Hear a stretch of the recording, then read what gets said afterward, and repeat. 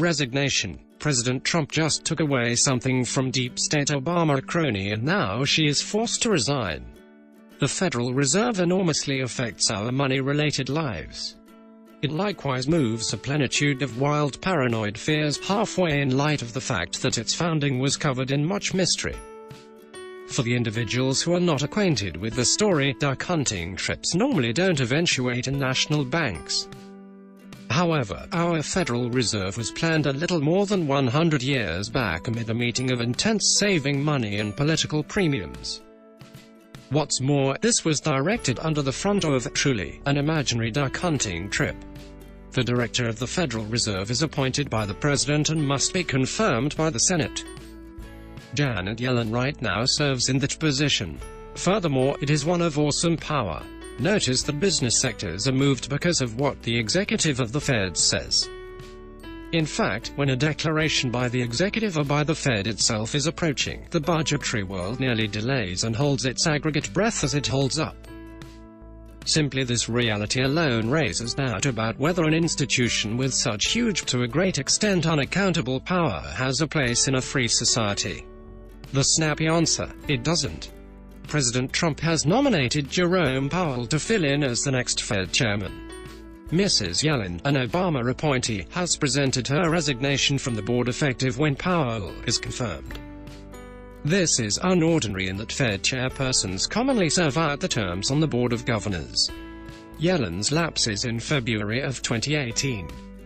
Federal Reserve Chairwoman Janet Yellen announced Monday that she will resign from her post as one of the Fed's Board of Governors once President Donald Trump's pick to replace her is sworn in.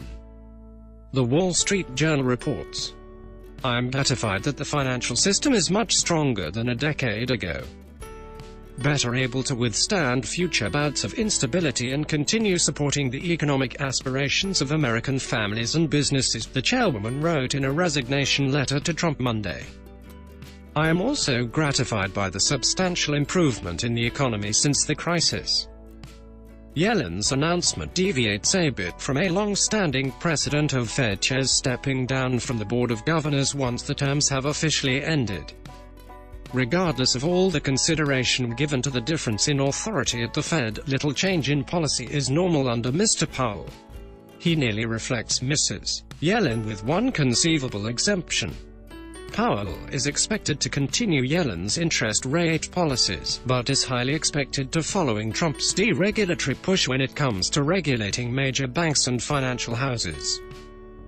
It will enthusiasm to perceive what course any such deregulation takes. The absence of control was reprimanded for a significant part of the money-related massacre encompassing the market turmoil in 2007-2008.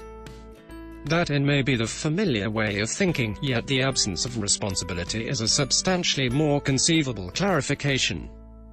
What's more, some portion of the issue lies in the intricacy of the majority of this. On the off chance that the Fed appears to be misty to most Americans, the complexities of speculation and business managing an account are considerably more mysterious. Accordingly, Americans end up substituting the knowledge and uprightness of political leaders and the heads of major monetary foundations for their own. What could turn out badly here?